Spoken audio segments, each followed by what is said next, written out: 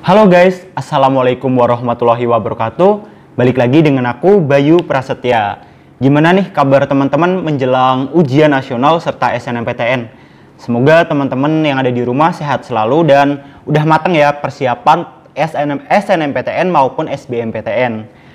Nah, pada episode kali ini aku mau jelasin mengenai jalur masuk yang ada di UNS serta cara nempatin atau cara milih jurusan. Jadi cara ngurutin jurusan dari pilihan pertama sampai pilihan ketiga. Oke teman-teman, langsung aja ya aku mau jelasin mengenai jalur masuk yang ada di UNS. Nah, UNS sendiri punya dua program. Yang pertama program sarjana dan yang kedua program diploma. Nah, kalau program sarjana ini ada 3 jalur masuk. Yang pertama mungkin teman-teman nggak asing nih, apa? Udah pada tahu belum jalur masuk yang pertama apa? Yaps, bener banget. Yang pertama adalah SNMPTN yang menggunakan nilai rapot dan rekam prestasi akademik lainnya. Jadi kayak misalkan teman-teman punya piagam prestasi di bidang akademik atau non-akademik, itu bisa dilampirkan saat pendaftaran SNMPTN.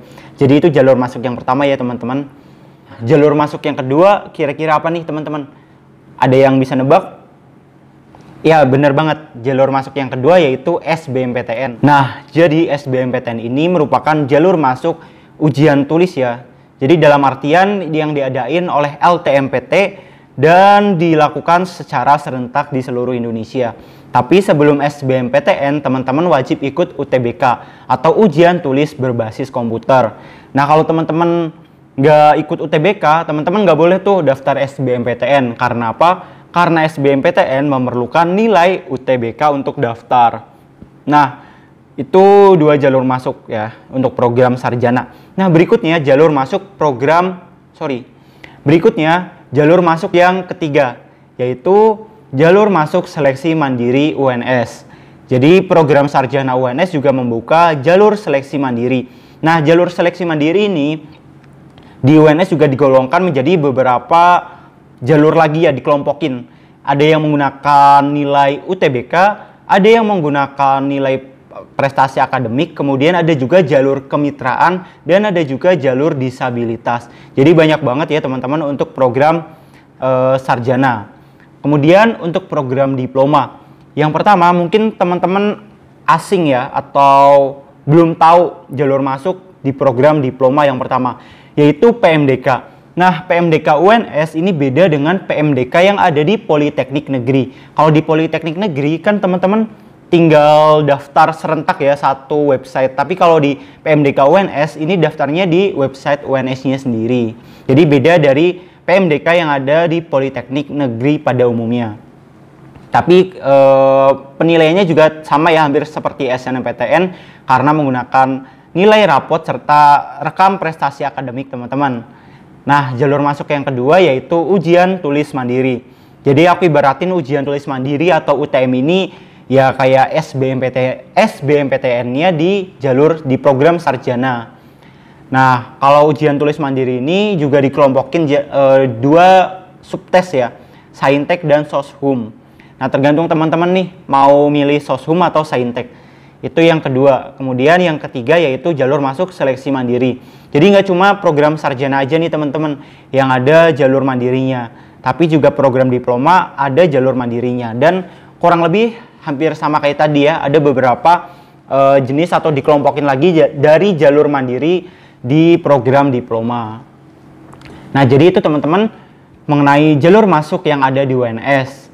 Buat teman-teman misalkan masih ada hal yang ingin ditanyain, langsung aja akses lamannya di spmb.uns.ac.id supaya teman-teman nggak bingung lagi, karena semua informasi itu udah ada di situ, mulai dari persyaratan, kemudian jadwal pendaftaran, pengumuman, bahkan UKT juga udah ada di website spmb.uns.ac.id.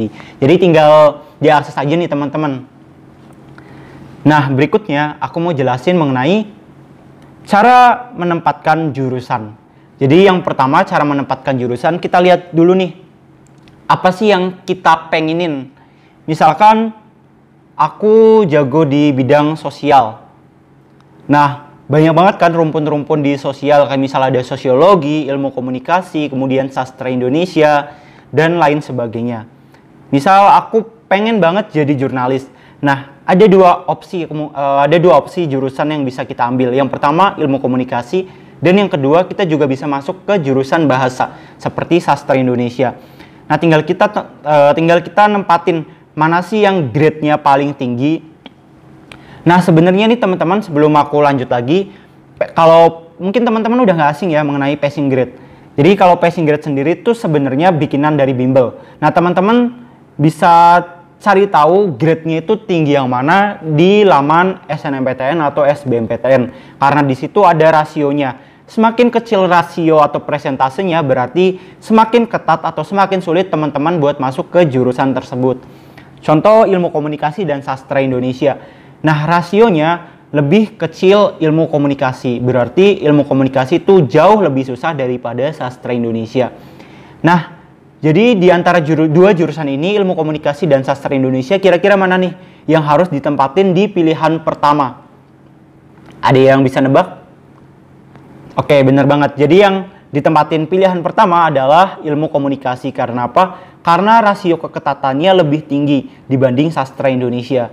Jadi ibaratnya nih teman-teman, aku ibaratin ilmu komunikasi ini tiang yang tingginya 5 meter. Sedangkan sastra Indonesia ini tiang yang tingginya 3 meter. Ketika teman-teman bisa lompat yang 5 meter, pasti teman-teman bisa dong lompatin tiang yang tingginya 3 meter. Beda lagi ketika teman-teman lompat yang tingginya 3 meter aja nggak bisa, gimana mau lompat yang tingginya itu 5 meter? Jelas nggak bisa ya teman-teman. Jadi aku ibaratin seperti itu. Karena apa?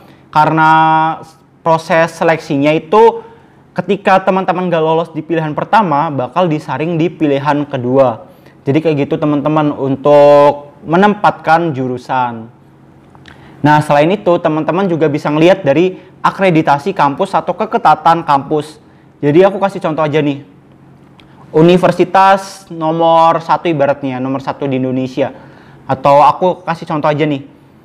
Ilmu komunikasi Universitas Pajajaran dan ilmu komunikasi di PTN lain yang dia masih masuk klaster 2 atau klaster 3. Itu kan grade-nya pasti udah jauh lebih tinggi yang Universitas Pajajaran. Jadi teman-teman harus nempatin ilmu komunikasi Unpad di pilihan pertama. Kemudian baru ilmu komunikasi di universitas lain yang tadi klaster 2 atau klaster 3 di pilihan kedua. Jadi kayak gitu ya teman-teman cara menempatkan jurusan biar teman-teman bisa lolos di SNMPTN ataupun SBMPTN. Jadi kalau misalkan nih teman-teman salah nempatin jurusan, bisa jadi teman-teman gak lolos. Karena apa? Karena tadi aku ibaratin jurusan yang pertama tingginya 3 meter dan jurusan yang kedua 7 meter atau 5 meter. Ketika teman-teman gak bisa lompat yang 3 meter, kan gak mungkin juga tuh teman-teman bisa lompat yang tingginya 5 atau 7 meter. Jadi kayak gitu teman-teman, informasi mengenai jalur masuk yang ada di UNS, serta cara nempatin atau cara ngurutin jurusan ketika SNMPTN maupun SBMPTN. Nah, semoga video ini bisa bermanfaat buat teman-teman. Untuk informasi lebih lanjut, silakan akses laman spmb.uns.ac.id supaya teman-teman bisa dapetin informasi yang jauh lebih banyak lagi. Jangan lupa tekan like, komen, dan subscribe supaya aku makin semangat dalam mengembangin channel ini. Kalau misalnya ada pertanyaan bisa tanya aja di kolom komentar, nanti bakal aku jawab. Terus jangan lupa juga follow Instagramku @_bayuprasetya. Sampai bertemu di video berikutnya. Semangat terus buat pejuang PTN. Jangan lupa siapin karena waktunya tinggal bentar lagi. Tinggal menghitung hari ya. Jadi siap atau nggak siap harus siap. Semangat terus buat kalian, jangan lupa belajar buat ujian nasional, jangan lupa siapin buat SNMPTN, serta belajar buat SBMPTN. Semangat terus buat kalian pejuang PTN, sampai bertemu di UNS. Dadah!